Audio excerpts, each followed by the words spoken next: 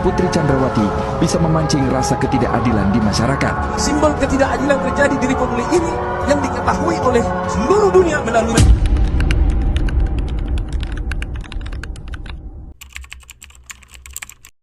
Saya kalau di Jambo, saya adalah staf di bagian kemahasiswaan.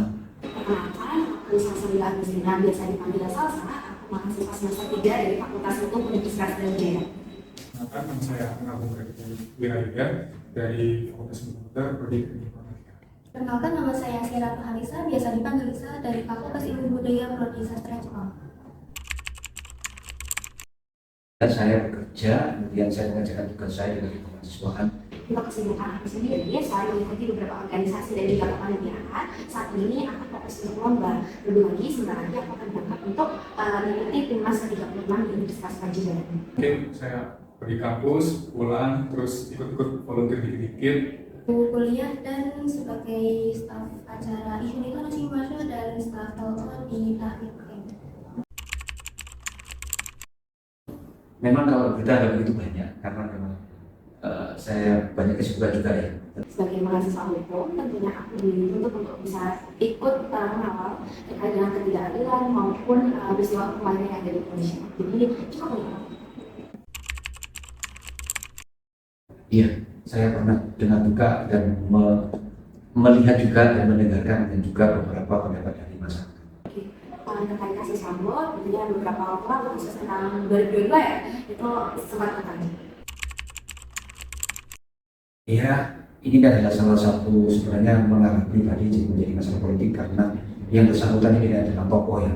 Kalau tokoh apapun, siapapun pasti akan bergeming dan tentunya apalagi menggunakan kekuasaan itu adalah sebenarnya sesuatu yang salah. Terkait dengan kasus Verdi Sambo, selalu itu kasus di tahun 2022, 9 Juli kalau nggak salah, di mana itu kasus terkait dengan tembak-menembak antar polri. Nah, di mana kasus itu sendiri terjadi atau berlokasi di rumah salah satu perwira yaitu Verdi Sambo dengan pelaku yang awalnya itu dituduh adalah Baradae yang membunuh Brigadir Joshua. Namun bisa dengan yang diikuti dalam proses persidangan ditemukan fakta bahwa pelaku sebenarnya adalah Verdi Sambo sendiri.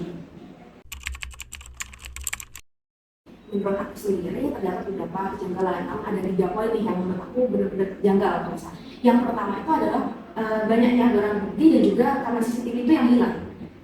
Barang bukti itu kan jadi kunci ya dalam mengungkapkan suatu kasus, terutama kan ini kasus tindak pidana. Nah, sayangnya adalah barang bukti seperti salah satunya itu handphone milik Brigadir J itu kan hilang, terus kamera CCTV juga banyak besar. Nah itu belum tuh kenapa bisa hilang terpisah. Nah, terus yang kedua adalah perbedaan pernyataan tiap saksi. Contohnya saja adalah pernyataan terkait Verdi Sambo itu menghajar dan menembak. Itu kan implikasinya berbeda ya antara menghajar dan menembak ini. Nah, selain itu juga banyak pernyataan dari saksi yang menurut aku itu tidak sama, berbeda.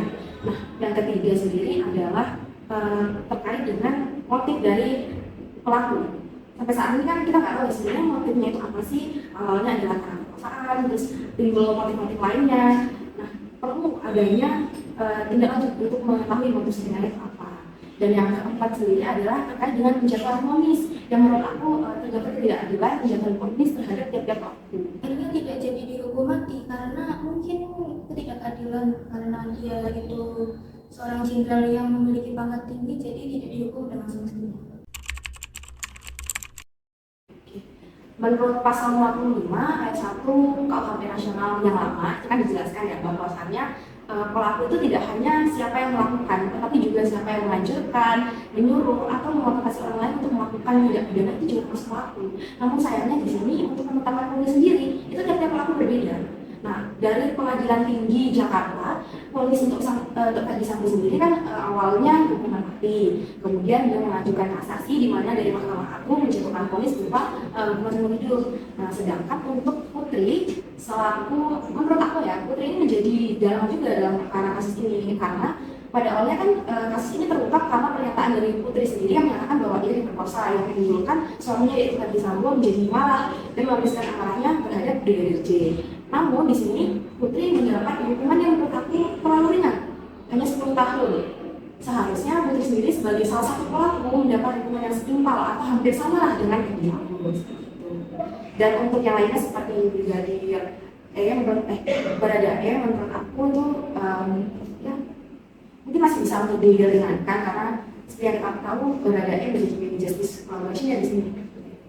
Menurut saya ada, karena setahu saya yang baru-baru ini tuh kasus bonusnya diturunin ya, dari yang hukuman mati jadi seumur hidup. Itu menurut saya agak kurang adil gitu ya. Jadi seorang hakim tentunya berdasarkan prinsip yang dipakai tadi, kita harus melihat kepada kepastian, kemanfaatan dan juga kepada keadilan. Jika aku jadi hakim di sini, tentunya akan berusaha mencari atau menggali fakta-fakta yang sebenarnya. Bukti itu satu hal yang menurut aku penting, karena seseorang itu tidak bisa dikatakan bersalah selama tidak ada bukti yang pasti yang mengatakan bahwa yang bersangkutan itu bersalah. Selain itu, kembali lagi aku juga akan melihat terkait porsi dari tiap-tiap pelaku di sini seperti yang dia jelaskan tadi. Bahkan menurut aku negeri itu termasuk pelaku yang seharusnya mendapatkan hukuman yang berat karena menjadi dalam peristiwa perkara pidana ini. Kalau saya akan memutuskan itu hukuman mati ya, karena balik lagi pasalnya itu kalau direncanakan pembunuhan berencana itu pasalnya hukuman mati. Terkait dengan solusi ketidakadilan di Indonesia, menurut aku ada 3 hal yang bisa kita terapkan. Yang pertama adalah reformasi hukum, di mana ada kepastian bahwasannya tiap-tiap masyarakat di Indonesia ini mendapatkan keadilan, mendapatkan kesamarataan hak untuk mendapatkan keadilan. Yang kedua adalah keikutsertaan peran di masyarakat, dan yang ketiga adalah perlu adanya kesadaran dari tiap-tiap elemen masyarakat di Indonesia bahwa keadilan itu sangat penting. Yaitu dengan memupuk rasa keadilan itu di bangku sekolah, yaitu dengan mungkin ada pendidikan karakter di bangku-bangku sekolah itu sangat membantu kita untuk memupuk rasa keadilan sejak dini. Semoga keadilan di Indonesia ini dapat berjalan secara konkret. Maksudnya adalah seluruh masyarakat di Indonesia benar-benar bisa mendapatkan keadilan yang sama rata, baik dimanapun mereka berada, memiliki hak yang sama dalam memperoleh bantuan hukum. Menurut saya, kenapa di Indonesia masih perlu ditingkatkan lagi, karena masih beberapa ada kasus-kasus yang belum terbuka, jadi mungkin masih agak perlu ditingkatkan lagi untuk kualitas hukum di Indonesia. Bicara dengan hati nurani. Keadilan di Indonesia perlu terus ditegakkan dan perlu peran dari generasi Z untuk mewujudkannya. Lebih terbuka aja. Hamuskan. Di tengah kompleksitas sistem hukum dan tantangan sosial yang beragam, penting bagi kita untuk bersama-sama menciptakan perubahan. Melalui kesadaran kolektif dan tindakan konkret, kita dapat mengatasi ketidakadilan yang masih menghambat masyarakat Indonesia. Setiap langkah kecil menuju kesetaraan dan keadilan adalah investasi bagi masa depan yang lebih adil bagi semua. Mari kita terus berjuang untuk mewujudkan Indonesia yang lebih adil bagi setiap individu, sehingga tiap suara didengar, tiap hak dihargai, dan setiap keadilan dijamin.